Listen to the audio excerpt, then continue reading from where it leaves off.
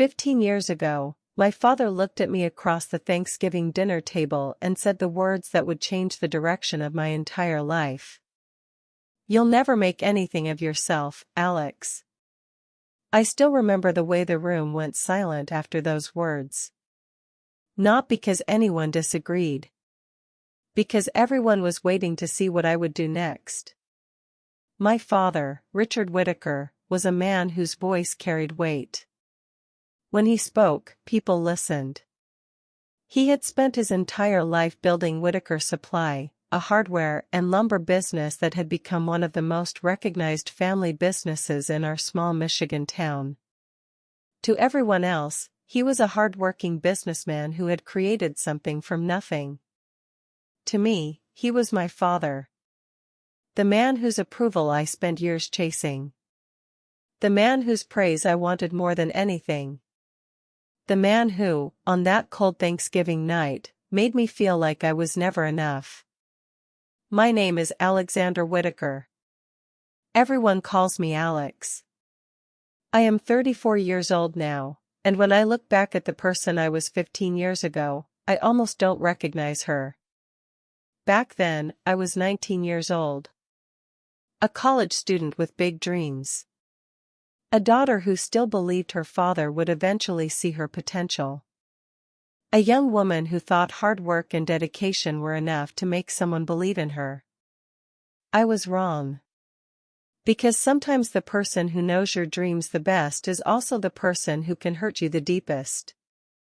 I grew up in Lakeside, Michigan. It was the kind of town where everyone knew everyone. A place where people remembered your last name before they remembered your first name. And in Lakeside, the Whitaker name meant something. My father built Whitaker Supply in the early 1980s. He started with almost nothing. A small rented space. A few shelves of inventory. A lot of determination. Over the years, he turned that little store into a successful business. The building stood right on Main Street. 2 stories tall. A little old-fashioned. Nothing fancy. But it represented decades of sacrifice. Contractors trusted my father. Homeowners trusted my father. Small businesses trusted my father. He knew every customer who walked through those doors. He knew what kind of wood they needed. What tools they preferred. Which projects they were working on. To him, business wasn't about numbers. It was about relationships. And that was something he valued more than anything. Growing up, I spent countless hours inside that store. The smell of fresh cut wood. The sound of customers walking through the front door. The old bell above the entrance. The sound of my father's voice greeting people by name. Those memories were some of my happiest childhood memories. Because when I was little, I truly believed that Whitaker Supply belonged to all of us. I thought one day I would help my father grow it. I thought maybe I would sit beside him in that office. I thought maybe we would build the future together. I didn't know that my father had already decided something else. My older brother, Ryan, was 4 years older than me. From the moment he was born, everyone said he was destined to continue the family legacy. He was everything my father admired. Confident. Outgoing. Athletic. Comfortable around people. Ryan could walk into a room full of strangers and make friends within minutes. Customers loved him. Employees liked him. And my father saw himself in him. "That's my boy," Dad would say proudly whenever Ryan helped at the store. He understands how things work. Ryan started spending time at Whitaker Supply when he was young. At first, it was simple things. Helping organize shelves. Cleaning the warehouse. Carrying supplies. But as he got older, Dad gave him more responsibility. He taught him how to negotiate with suppliers. how to talk to customers, how to run parts of the business. Everyone saw Ryan as the future owner. Everyone except me. Because I was still holding on to the idea that maybe I had a place there too. I was different from Ryan. I wasn't the loud one.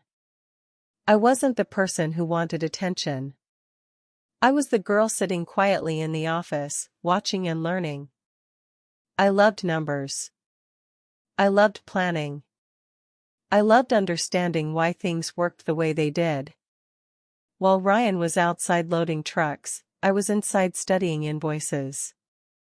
While he learned the physical side of the business, I learned the structure behind it.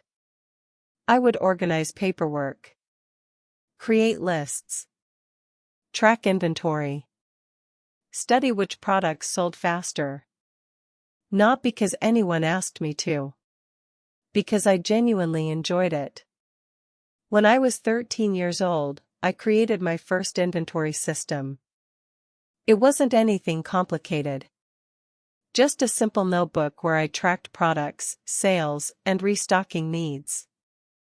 I thought it was a smart idea. I remember walking into my father's office holding that notebook. "Dad, I made something that could help keep track of inventory." He looked at it, flipped through a few pages, then smiled. But it wasn't the proud smile I was hoping for. It was the smile someone gives a child who has made a cute drawing. "That's nice, sweetheart." I waited. "Maybe you can use those skills for school." I looked at him. "What about the store?" He laughed softly. "Alex, this business is not run by notebooks." Those words stayed with me. Because I knew he was wrong.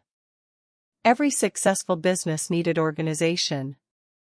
Every business needed planning. But he didn't see me as someone who could contribute. He saw me as a child playing pretend. As I grew older, the difference between Ryan and me became clearer. When Ryan showed interest in the business, Dad called him responsible. When I showed interest, Dad called me unrealistic. When Ryan asked questions, Dad answered patiently. When I asked questions, Dad told me I was overthinking. When Ryan had ideas, Dad considered them.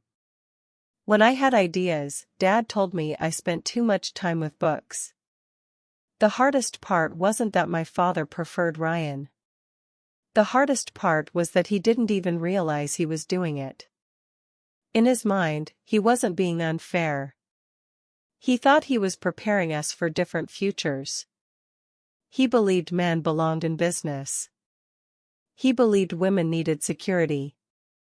And because I was his daughter, he thought he was protecting me by limiting me. But what he didn't understand was that protection can sometimes feel like a cage. The moment I truly understood how differently my father saw me came when I was 16.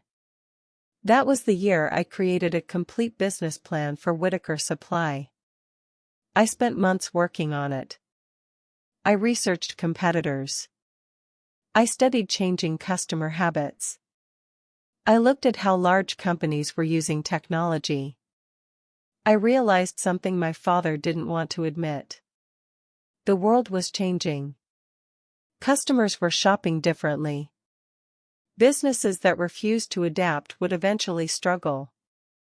I wanted Whitaker Supply to survive for another 50 years. I wasn't trying to replace my father. I was trying to help him. I stayed awake late at night working on that plan. My bedroom became my office. Books covered my desk. My laptop stayed open until 2 or 3 in the morning. I created financial projections. I designed ideas for an online ordering system. I suggested improving inventory tracking. I even planned how the store could expand into a second location. I was 16 years old, but I wasn't dreaming. I was preparing. One Sunday evening, I finally decided to show my father. I printed everything. put the pages into a folder, and walked downstairs. Dad was sitting at the kitchen table. Ryan was there too. I remember my hands shaking slightly. "Dad, can I show you something?" He looked up. "Sure." I placed the folder in front of him. "I made a plan for the store." Ryan immediately smiled. A small smile. The kind that already knew how this would end. My father read through the pages slowly. For a few minutes, nobody spoke. I watched his face. Waiting. Hoping. Maybe this time he would understand. Maybe this time he would finally see me. But after several minutes, he closed the folder. "Alex." I already knew from his voice. "This is not how this business works." I swallowed. "What do you mean?" He pushed the folder back toward me. "You are making things too complicated." I stared at him. "The customers don't need websites and systems. They need people they trust." "I know, but," he interrupted. "You are always in your head too much." Those words hurt. Because they were the words he always used whenever I tried to think differently. Then he said something I never forgot. "This business needs someone tough." He looked toward Ryan. "Someone who understands real work." Then he looked back at me. "Alex, you are smart." "I know that. But smart isn't everything." I waited. And then he added, "This isn't a place for someone like you." "Someone like you." A daughter. A girl. Someone he didn't believe belonged. Ryan leaned back in his chair. "You know, Alex, not everything can be solved with a spreadsheet." He laughed. "Some things require actual work." I looked down at my plan. The same plan I had spent months creating. The same plan I believed could help our family business. And for the first time, I felt embarrassed for trying. I picked up the folder. "Okay." That was all I said. I walked upstairs. Closed my bedroom door. And sat on my bed. I didn't cry immediately. I just stared at the pages. The ideas. The numbers. The future I had imagined. That night, I wrote something in my notebook. A sentence I would remember for years. "If they won't believe in what I can build, I'll build something they can't ignore." At the time, I didn't know exactly what that meant. I didn't know where life would take me. But somewhere deep inside, I knew something had changed. I still loved my father. That was the hardest part. People think rejection makes you stop caring. It doesn't. Sometimes you can be hurt by someone and still love them. Sometimes the person who breaks your heart is the same person you wish would fix it. A few years later, I would sit at that same family table again. But this time, things would be different. Because that would be the night my father would make a decision. A decision he believed would define my future. A decision that would push me away from everything I thought I wanted. And unknowingly, toward everything I was meant to become. By the time I left for college, I had already learned one painful lesson. Sometimes the people who know your dreams the longest are the same people who doubt them the most. But even after everything that happened with my father, a part of me still hoped things would change. I believed distance might help. I believed success might help. I believed that if I worked hard enough, if I proved myself enough, my father would eventually look at me and see what I had always wanted him to see. Not a little girl with ideas. Not a daughter who needed protection. But a capable woman who could build something meaningful. When I received my acceptance letter from the University of Michigan, I remember staring at it for a long time. A full scholarship. Business and finance. The exact field I had dreamed about. It was one of the proudest moments of my life. I called my father first. Not because I expected a huge celebration, but because deep down, I still wanted that moment with him. I wanted to hear him say, "I'm proud of you, Alex." When he answered, I could barely contain my excitement. "Dad, I got accepted." There was a pause. "That's good." I smiled. "Not just accepted. I got a full scholarship." Another pause. "That's great." I waited. I wanted more. I wanted him to ask questions. I wanted him to celebrate. But instead, he said, "Your mother will be happy. Make sure you remember school is important, but don't forget real life happens outside a classroom." I knew what he meant. He always found a way to remind me. Ryan was learning the business. I was chasing theories. Ryan was preparing for the real world. I was hiding behind books. I hung up that phone call with mixed emotions. I was proud of myself. I knew I had accomplished something big. But there was still a small part of me wishing my father had been the person celebrating with me. College changed me. Not because I became a different person. Because I finally found a place where my way of thinking was valuable. At the University of Michigan, I wasn't the strange daughter who asked too many questions. I was surrounded by people who loved solving problems. People who enjoyed analyzing markets. People who wanted to create things. For the first time, my curiosity wasn't something I had to apologize for. It was an advantage. But being a young woman in business and finance was not easy.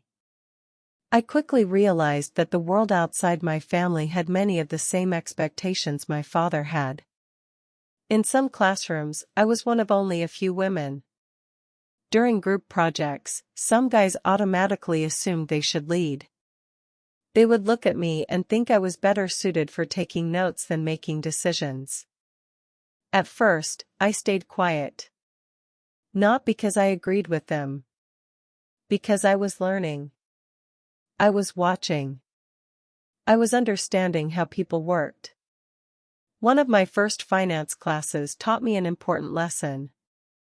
The professor asked a question about investment strategies.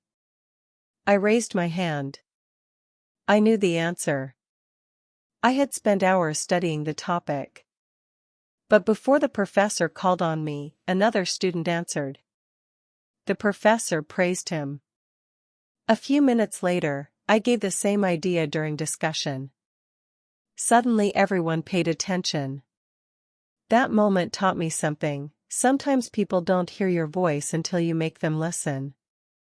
So I started speaking up. Not aggressively. Not trying to prove something. Just confidently. I prepared more than anyone. I studied harder.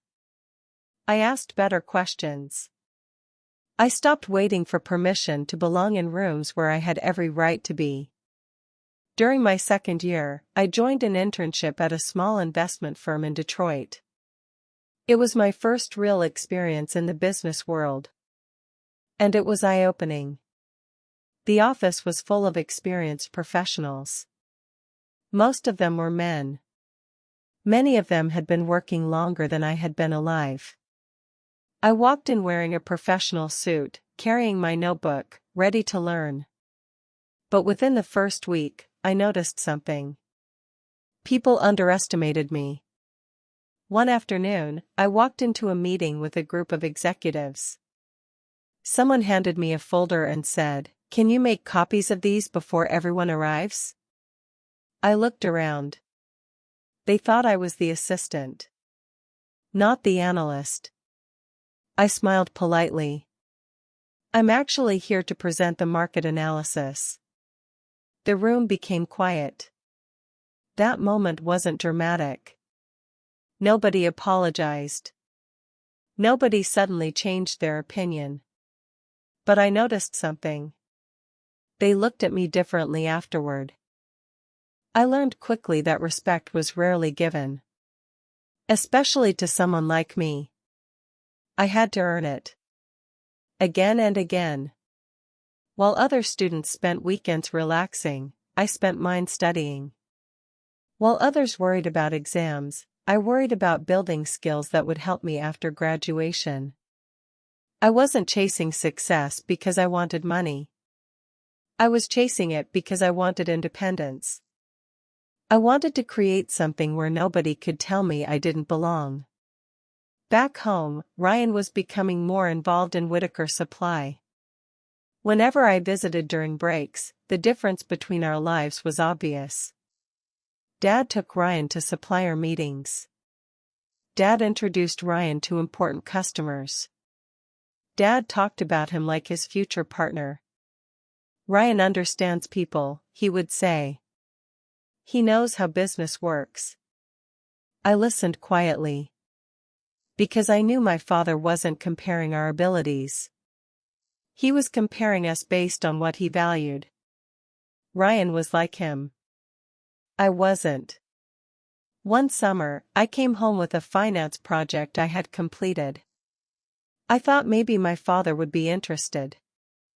I showed him some analysis I had done on small business growth. He looked at it briefly. "This is good, Alex." I smiled. Then he continued. "But don't get too caught up in numbers. Numbers don't build relationships."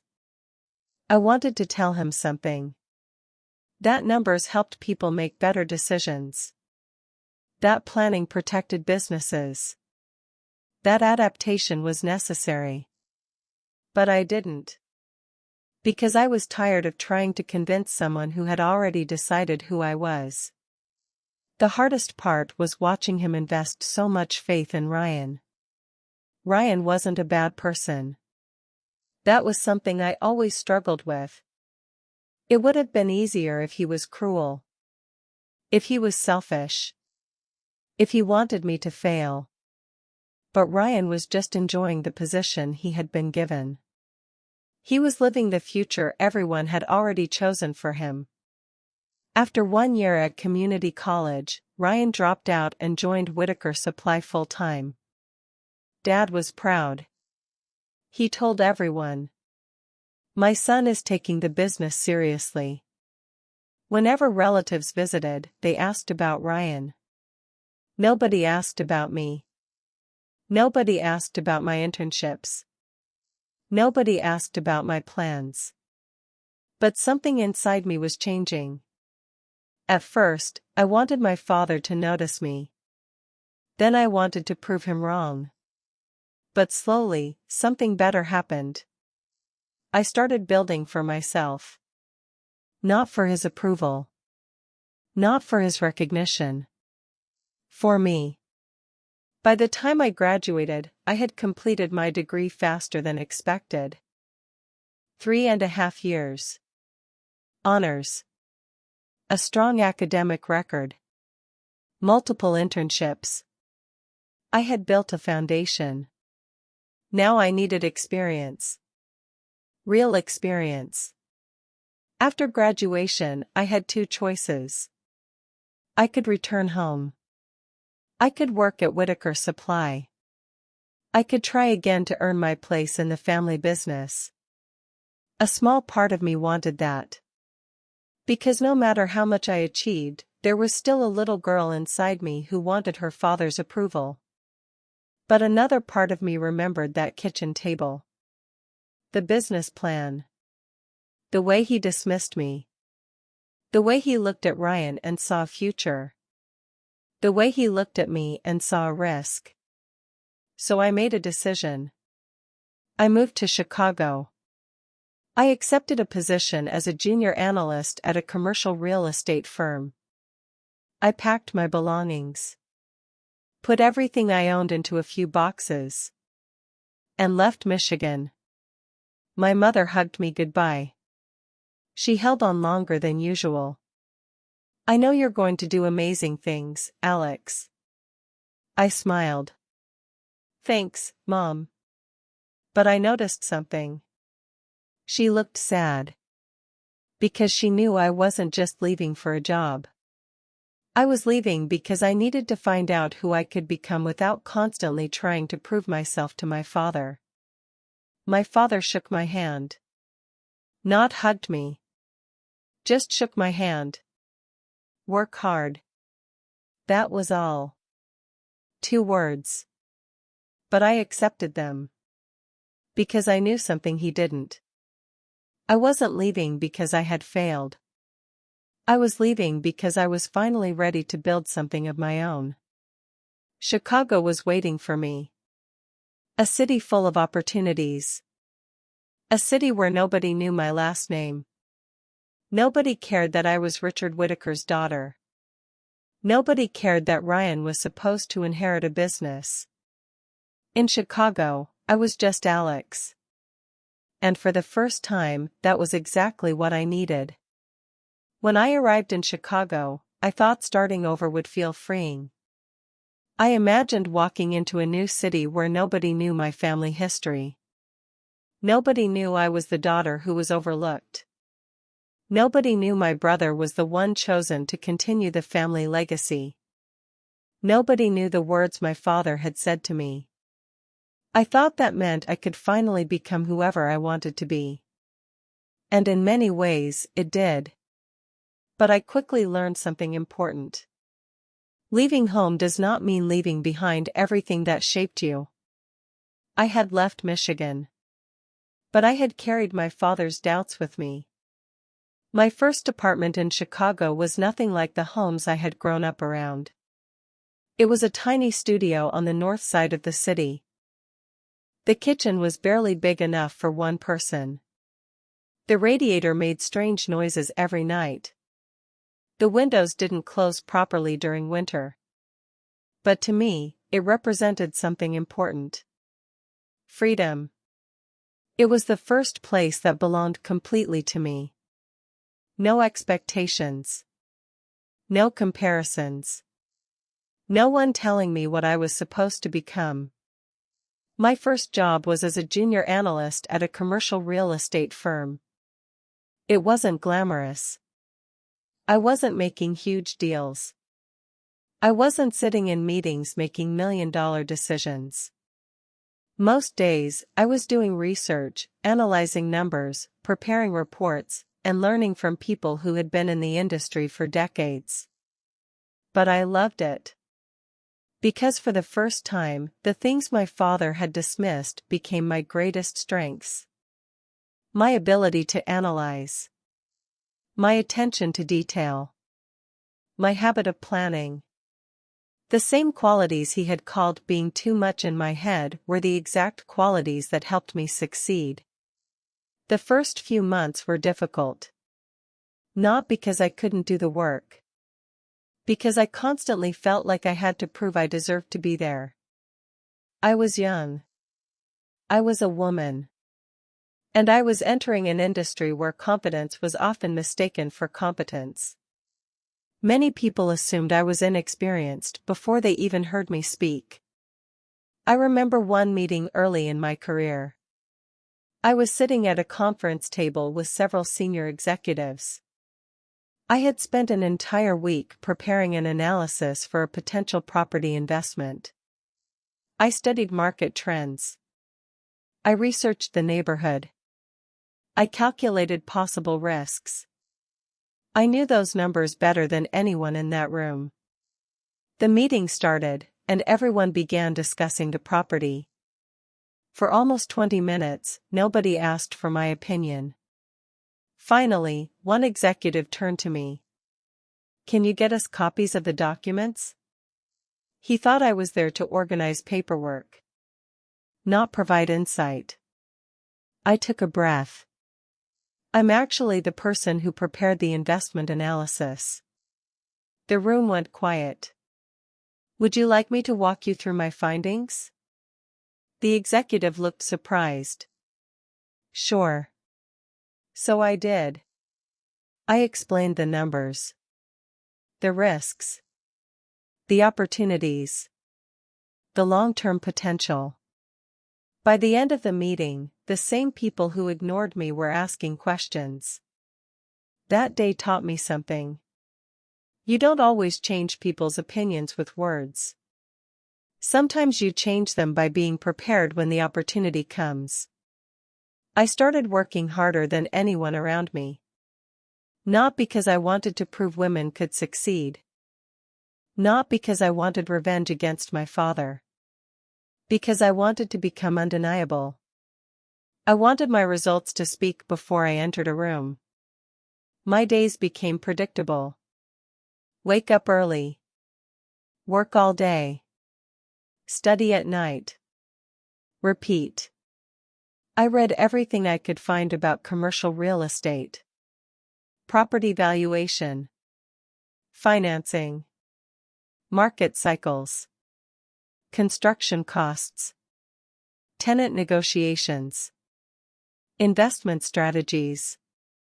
I treated every day like another step toward something bigger. Some nights, I would sit in my apartment eating cheap food and looking at my bank account. There wasn't much money there. But I had something more valuable. A plan. I had learned from my father that building something required sacrifice. The difference was that I was going to build differently. I would combine hard work with strategy. Tradition with innovation. Experience with adaptation. A few months after starting my job, I called my mother. She always asked how I was doing. Are you eating enough? Are you sleeping? Are you happy? Those were the questions mothers ask. But there was always another question hiding underneath. Are you still hurt? I didn't talk about my father much. Because every conversation about him reopened something I was trying to heal. But my mother knew. She knew the Thanksgiving announcement had changed me. She knew I wasn't just chasing a career.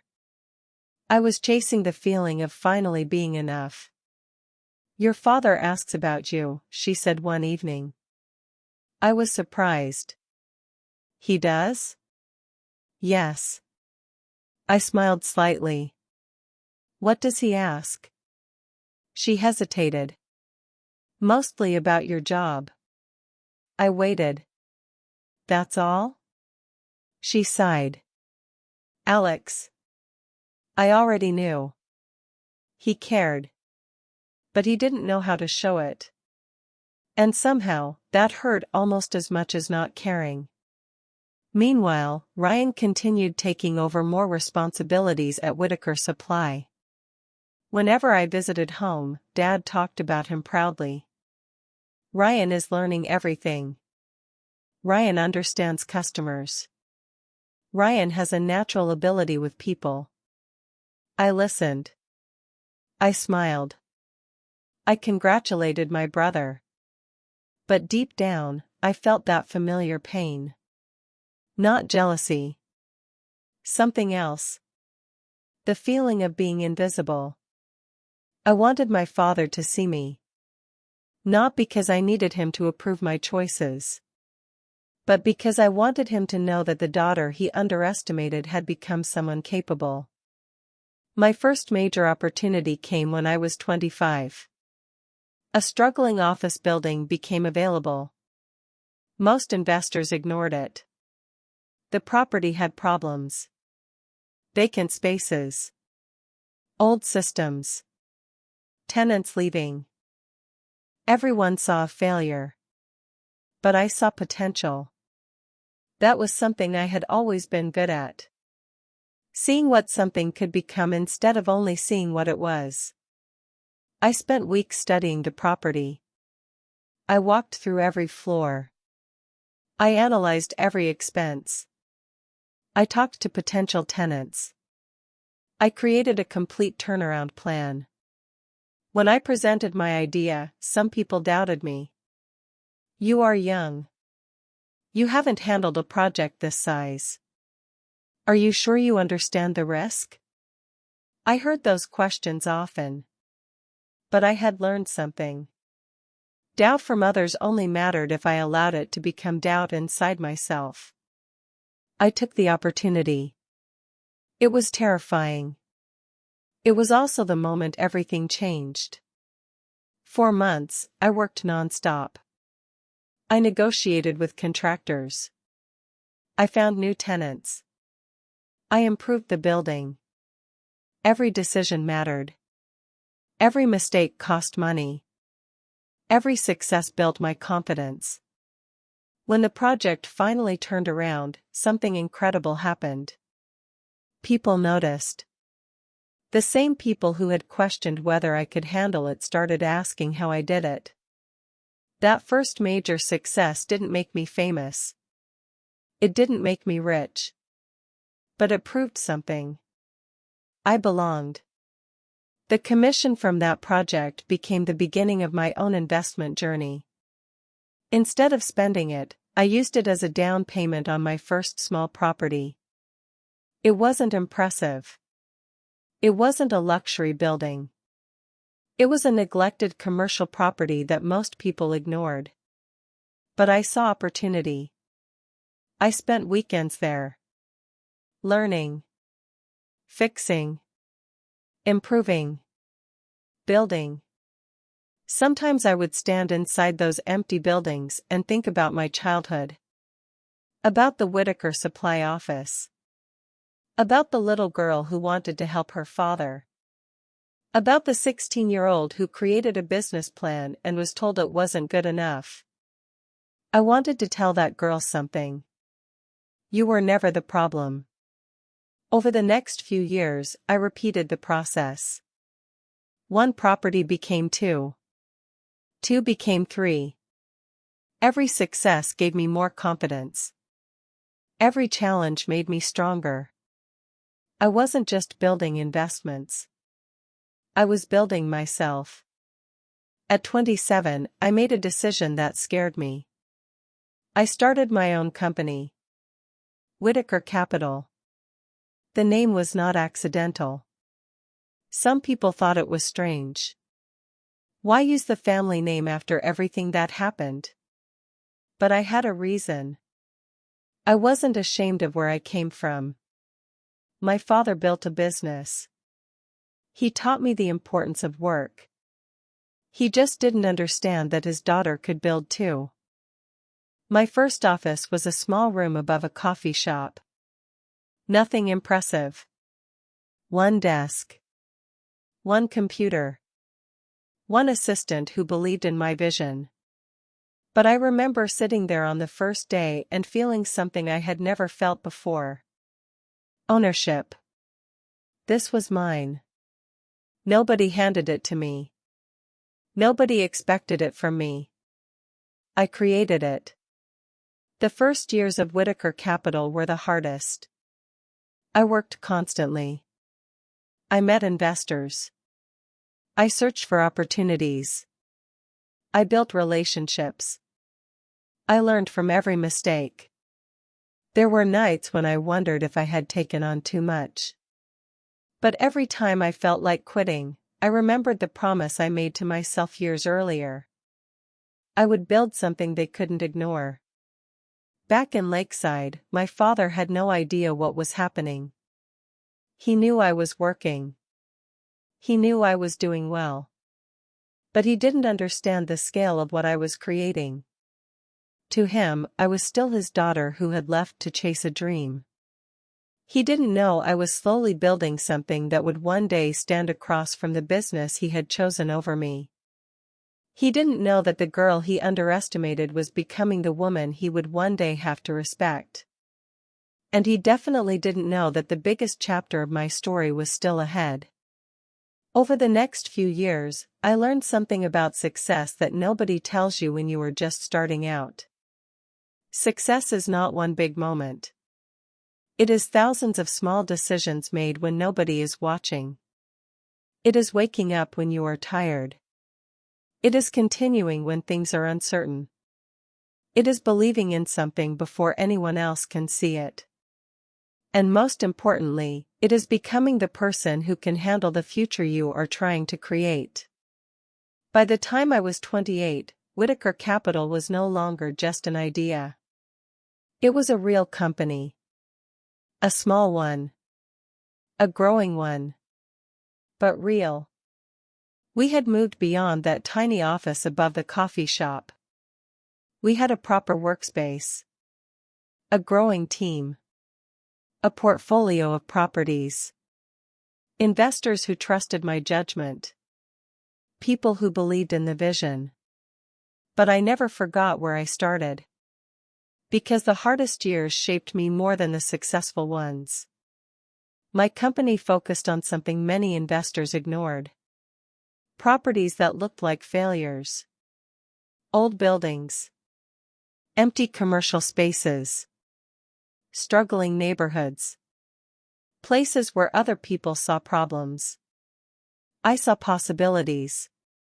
Maybe it came from my childhood. Maybe it came from being underestimated for so long. I had spent my whole life knowing what it felt like when someone looked at something and decided it wasn't valuable. A forgotten building reminded me of that. Because I knew what it meant to be overlooked. I developed a reputation for seeing potential. Not everyone understood my approach. Some investors wanted quick profits. Buy. Improve.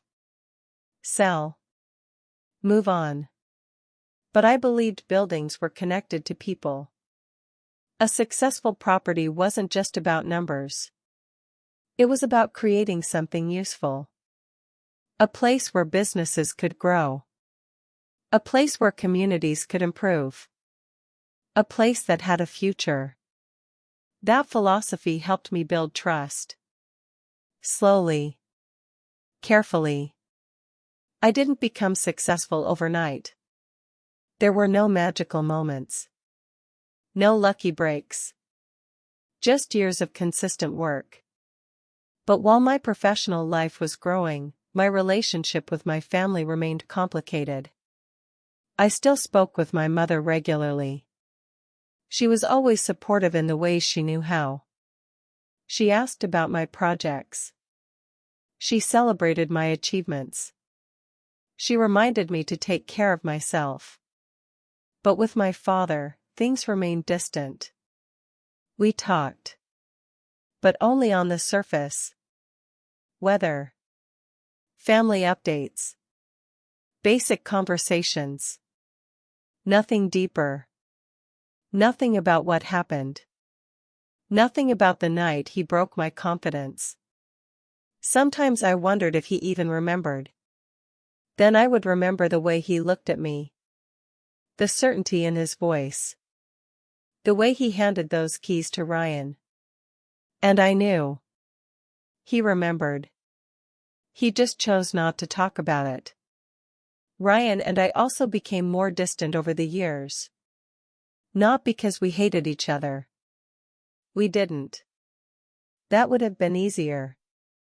The truth was more complicated. We were two children who had been placed into different roles. Ryan was told he was the future. I was told I wasn't. That created a distance between us that neither of us knew how to cross. Whenever I visited Lakeside, I noticed changes at Whitaker Supply. The business was still standing. But it wasn't the same. The world had changed. Customers were shopping differently. Large companies were becoming stronger. Online ordering was becoming normal. The exact things I had warned my father about years earlier were happening. Ryan had good qualities. He was hardworking. He cared about customers. He knew the people of Lakeside. But running a modern business required more than relationships. It required adaptation. And that was something he struggled with. One summer, I visited the store. I walked through the aisles. I saw shelves that needed updating. Old inventory systems. A website that barely worked. I didn't judge. I understood. Change was difficult. Especially for people who had built their identity around doing things one way. Ryan saw me looking around. You still analyzing everything? He smiled. It was meant as a joke. But there was something different in his voice. Less arrogance. More curiosity. Maybe, I said. He laughed. Some things never change. I wanted to tell him that everything changes. Businesses. People. Families. But I didn't. Not that day. A few months later, my mother called me. Her voice sounded different. More worried.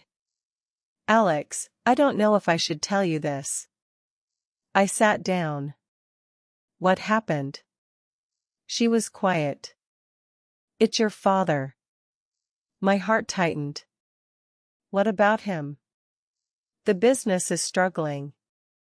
I wasn't surprised. But hearing it out loud still hurt. Because no matter what happened between us, Whitaker Supply was part of my childhood. It was where I learned my first lessons about work. It was where I spent time with my father before things became complicated. What kind of struggles? My mother explained. Sales had slowed. Expenses had increased. Ryan had made some expensive decisions that hadn't worked out. New trucks. Marketing campaigns. Expansions. But the returns weren't there.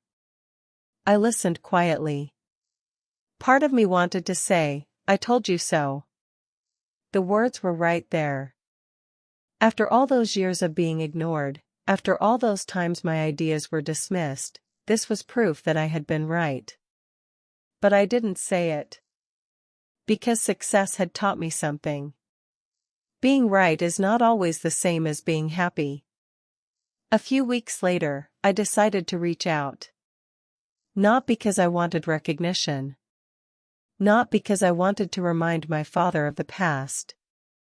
Because I still cared. I spent days preparing a proposal. A respectful one. Not I know better. Not you should have listened to me. Just solutions. I created a plan for Whitaker Supply. Modern inventory management. A stronger online presence. Better customer data tracking. A local delivery system.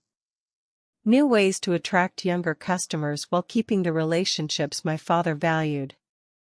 I drove to Lakeside with the proposal in my car. The entire drive, I wondered what would happen. Would this finally be the moment? Would my father finally listen? Would he finally see that I wasn't trying to compete with him? I was trying to help him. When I arrived, Dad was in his office. The same office where I had spent hours as a child. The same office where I once organized papers and dreamed about helping. He looked surprised to see me. Alex. Hi, Dad. There was an awkward silence. Then I placed the folder on his desk. I put something together. I think it could help the store. He looked at the folder. Then at me. You still think you can fix everything with a plan? The words hit harder than I expected. Because they sounded exactly like the 16-year-old version of me was hearing them again. Dad, I'm not trying to fix everything. I'm trying to help. He opened the folder. He looked through the pages.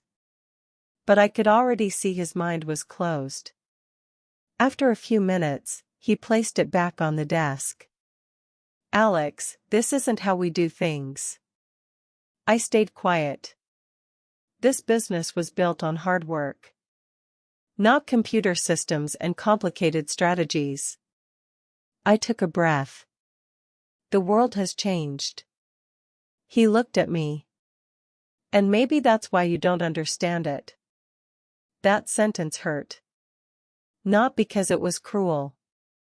Because it showed me he still hadn't changed.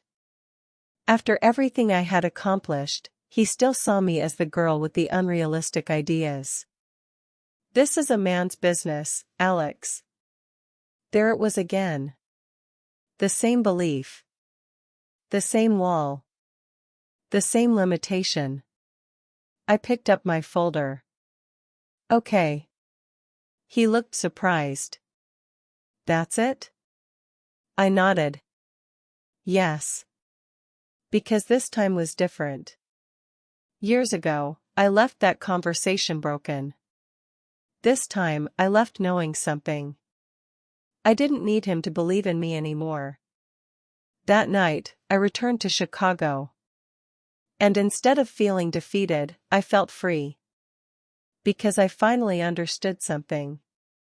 My father's approval was not the thing standing between me and success. I had already succeeded. The next few years became the biggest growth period of my life. Whitaker Capital expanded. We acquired larger properties. We built stronger partnerships. I surrounded myself with people who valued ideas instead of judging where they came from. By my early 30s, my company had become one of the respected names in Midwest commercial real estate. People who once questioned whether I belonged were now asking for my advice.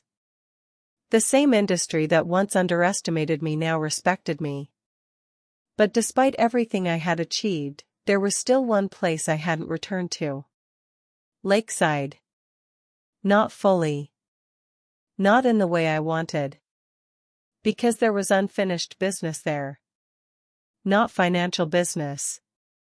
Emotional business. Then one day, an opportunity appeared. A piece of land went up for sale. A large empty lot. Right on Main Street. And more importantly, right across from Whitaker Supply. When I saw the location, I knew immediately. This wasn't just another investment opportunity.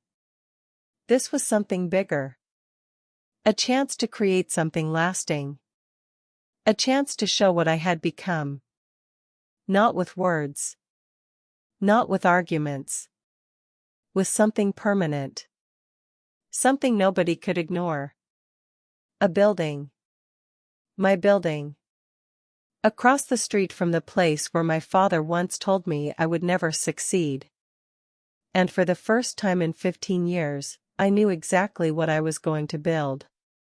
The moment I saw the empty lot across from Whitaker Supply, I knew it was different from every other opportunity one had chased.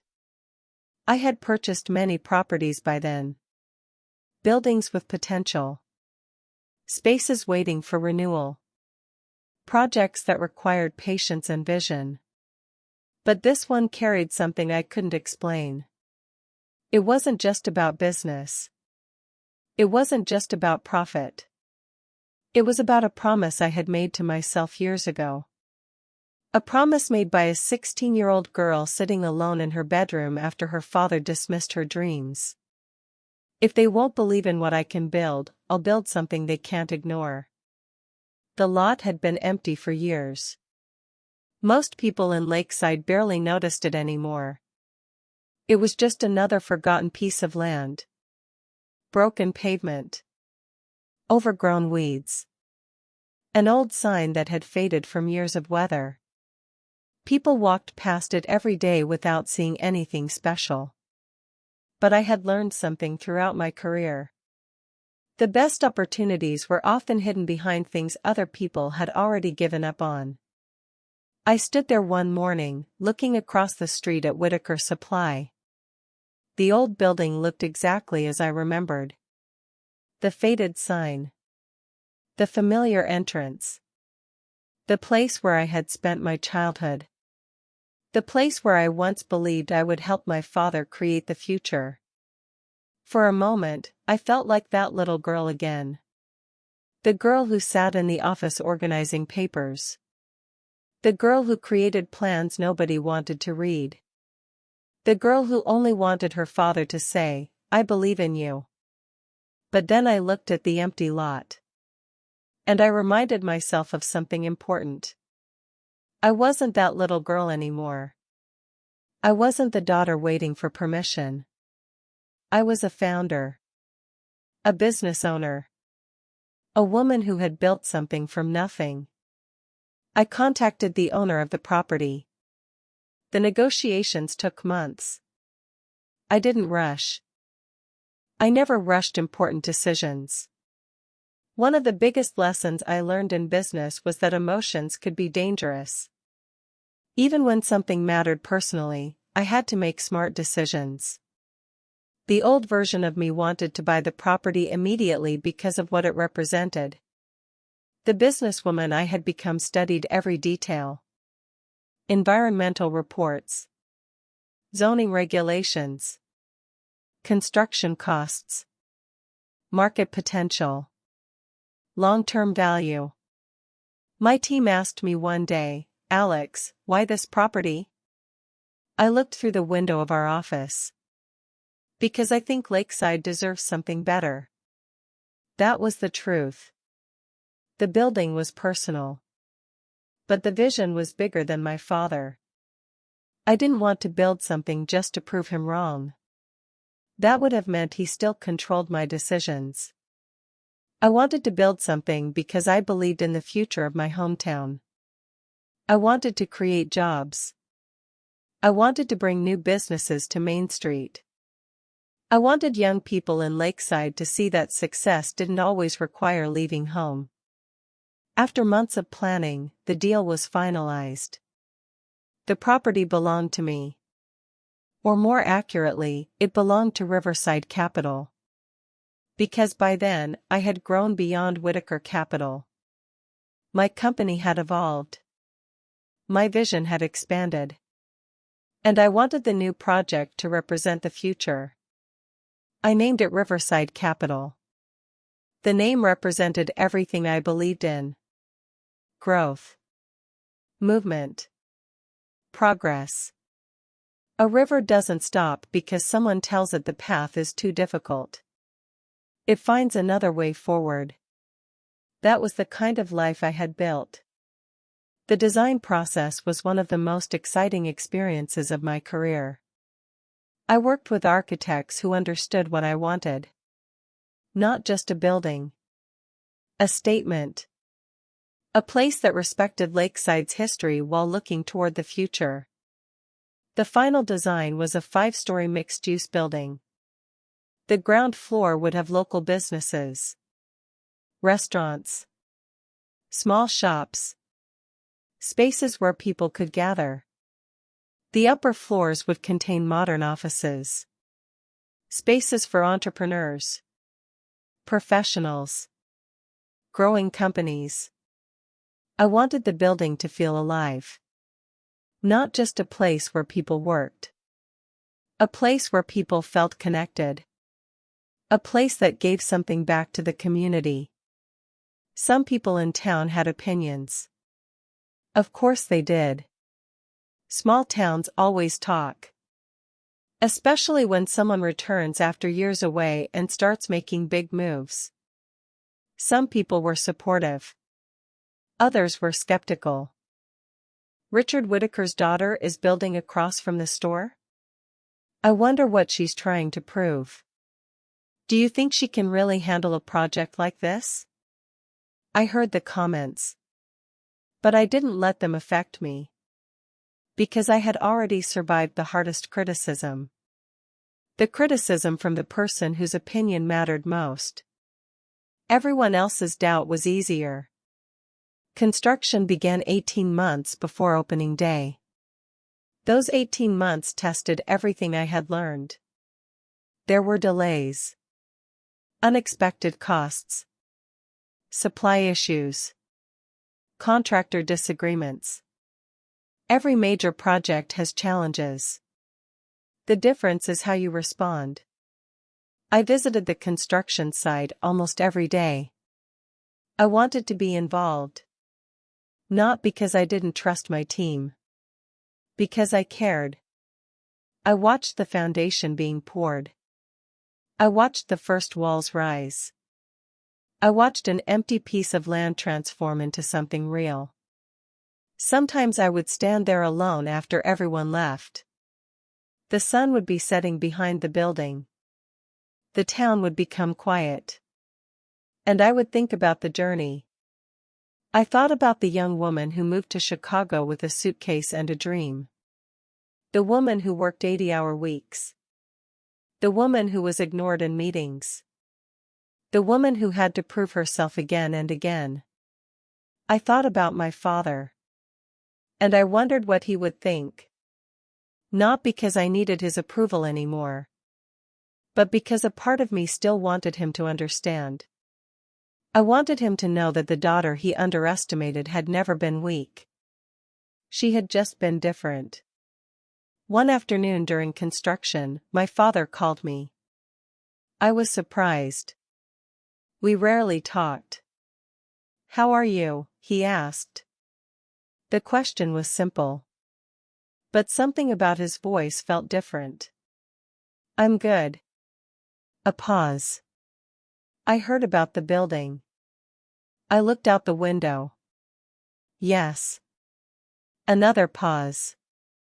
"That's a big project." "It is." For a moment, I thought he might say something else. Something about being proud. Something about apologizing. Something about the years between us. But he didn't. Instead, he said, "Be careful. Those kinds of projects are risky." The old me would have been hurt. The old me would have heard doubt. The woman I had become heard something else. Fear. Not fear of me failing. Fear of him realizing I had succeeded. "I know what I'm doing, Dad." Silence. Then, "I hope so." When the call ended, I sat there for a long time. Not angry. Not sad. Just thinking. My father had spent years believing I wasn't capable. Now he was watching me build something larger than anything he had imagined. And he still didn't know how to respond. As the building neared completion, something happened that surprised everyone. The town started getting excited. Local businesses wanted spaces. Young professionals wanted offices. People who had once questioned the project started talking about how good it was for Lakeside. The same people who once whispered about me were now saying, "Richard's daughter is doing something incredible." But I wasn't doing it for them either. I was doing it for myself. For the girl I used to be. For every person who had ever been told they weren't capable.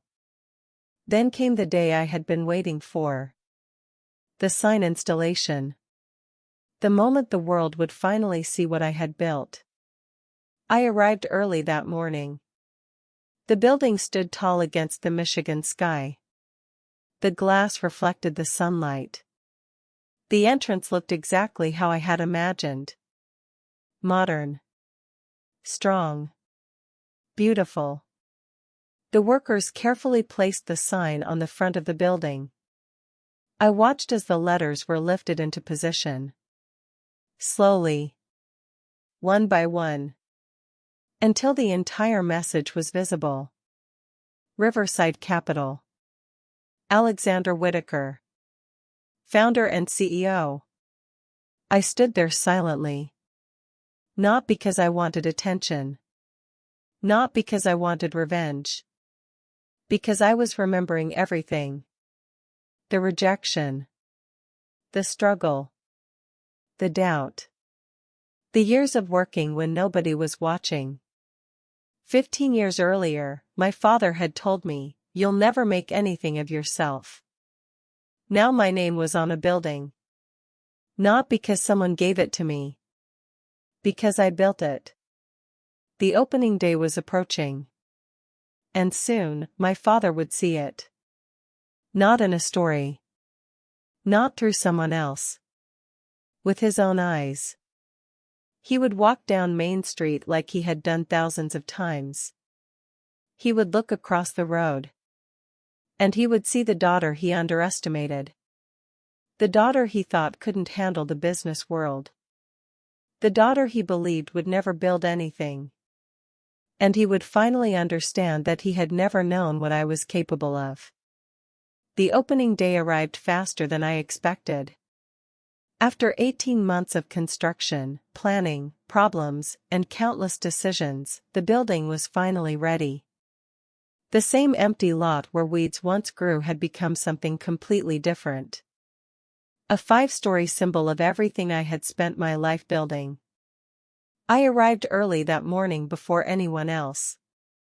I wanted a few quiet moments alone. The city was still waking up. The streets of Lakeside were calm. The shops were opening. People were walking to work. And there it stood. My building. I parked across the street and looked at it from a distance. For a moment, I didn't see the glass windows. I didn't see the modern design. I didn't see the offices and businesses inside. I saw the journey. I saw a 16-year-old girl sitting at her bedroom desk, working on a business plan nobody wanted. I saw a 19-year-old daughter leaving Thanksgiving dinner with tears in her eyes. I saw a young woman in Chicago eating cheap meals because every dollar went toward building her future. I saw every late night. Every rejection. Every closed door. Every person who questioned whether I belonged. And then I looked at what stood in front of me. A building. A company. A future. Something nobody could take away from me. My team arrived a few hours later. Everyone was excited. Some had been with me from the beginning. They remembered the tiny office above the coffee shop. They remembered when Riverside Capital was just a dream written on paper. My assistant, Emma, walked beside me through the lobby. "Do you realize what you've done?" I smiled. "Some days I still don't." She looked around. "Alex, you built this." I nodded slowly. "Yes. We did." That was another thing success taught me. You may start alone.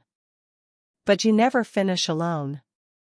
The people who believe in you become part of your story. The opening ceremony was simple. I didn't want a huge event. I didn't want cameras everywhere. I didn't want it to feel like a performance. I wanted it to be meaningful. Local business owners attended. Community leaders came. The companies renting space in the building were there. People from Lakeside who had watched the transformation happen showed up. Standing in front of everyone, I looked toward the crowd. Years ago, I was the girl nobody expected to lead anything. Now people were waiting to hear what I had to say. I stepped toward the microphone. For a second, I didn't know what words to choose. There were so many things I could say. About success. About business. About overcoming challenges. But the truth was simpler. This building represents more than concrete and glass, I began. It represents what happens when you believe in a possibility before anyone else can see it. I looked around. Every person here has faced moments where someone doubted them. Maybe someone told you your dream was unrealistic. Maybe someone told you that you weren't the right person, the right age, or the right background. I paused. But other people's opinions don't decide your future. Your actions do. The crowd applauded. But the person I secretly wondered about wasn't there. Not yet. My father. For 15 years, I imagined different versions of this moment. Sometimes I imagined him feeling regret. Sometimes I imagined him apologizing. Sometimes I imagined him finally saying the words I wanted to hear. I was wrong about you. But real life is rarely as simple as imagination.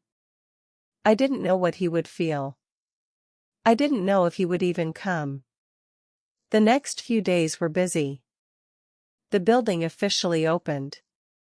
Businesses moved in.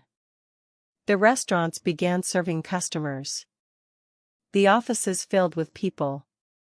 The empty lot became one of the busiest places in Lakeside. People started talking about the project. Not just because of me. Because it changed the area. A once forgotten part of Main Street had become alive again.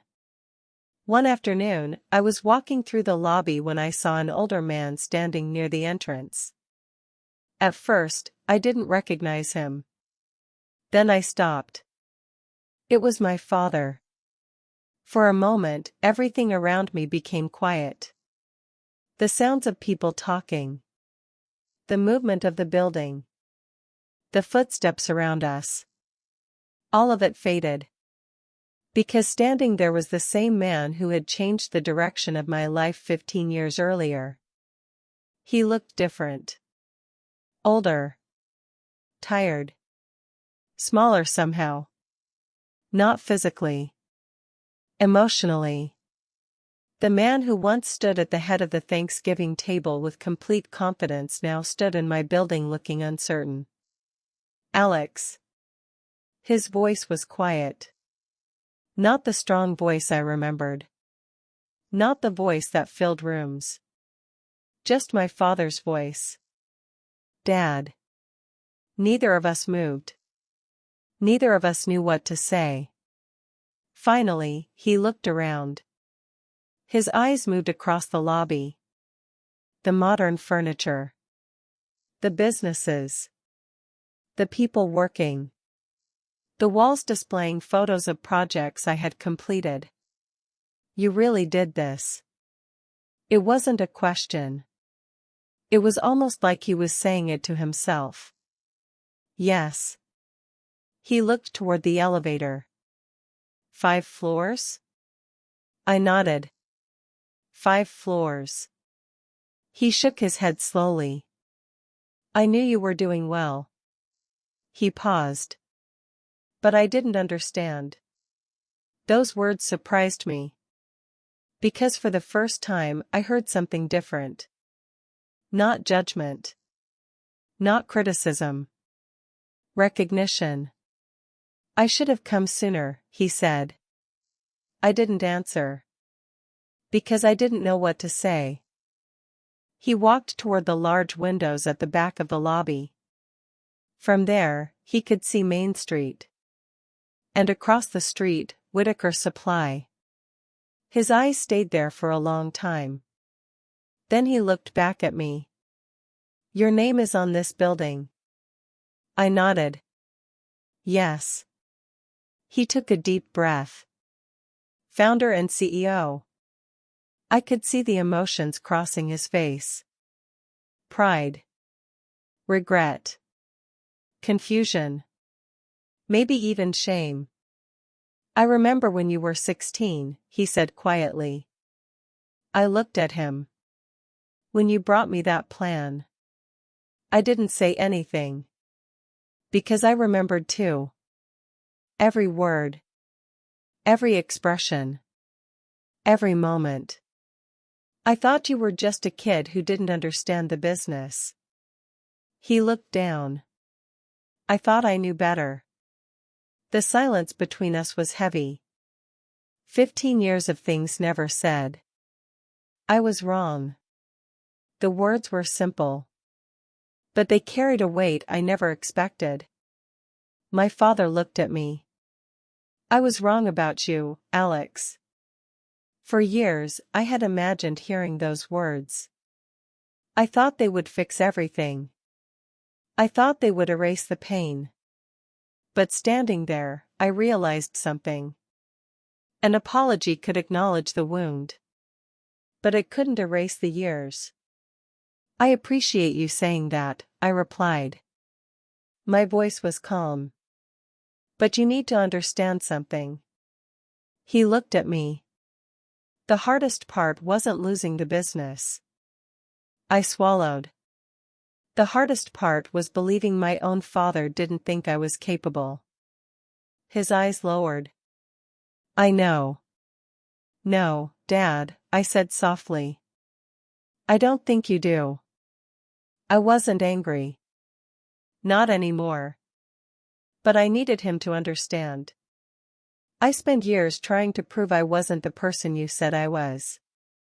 I worked harder because I felt like I had to earn something I should have always had. His eyes became wet. I know I hurt you. I nodded. Yes. You did. The honesty surprised both of us. But it was necessary. Healing doesn't begin with pretending nothing happened. It begins with telling the truth. My father sat down in one of the chairs near the window. The same man who once made decisions about my future without asking me was now sitting in the building I created. I thought Ryan was the future, he whispered. I looked at him. He was like me. He understood the way I built things. He paused. But you. He looked around. You saw things I couldn't see. For the first time, my father admitted something that was difficult for him. My way wasn't wrong.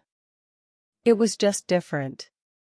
And sometimes people reject what they don't understand.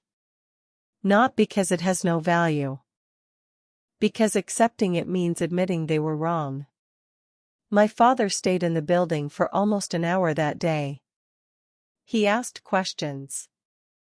About the design. About the businesses. About how I managed everything. And I answered. Not because I needed his approval. Because I was finally comfortable enough to share my story without needing anything in return. When he finally stood to leave, he stopped near the entrance. He looked back one more time. Alex. Yes? I'm proud of you. Those 4 words. 4 simple words. The words I had wanted to hear for most of my life. But this time I didn't need them to know my worth. I smiled slightly. Thank you, Dad. After he left, I stood in the lobby alone, looking at the doors closing behind him. And I realized something. The biggest victory wasn't that my father finally saw what I had built. The biggest victory was that I had built it even when he didn't. 15 years ago, my father looked at me across the Thanksgiving dinner table and said the words that would change the direction of my entire life. You'll never make anything of yourself, Alex. But he was wrong. I did make something of myself. Not because he believed in me. Because I believed in me. The building across the street from Whitaker Supply is more than just a building. It's proof that the person who doubts you most doesn't get to decide your future. I built it with my own hands. My own vision. My own determination. And I will never, ever be small again.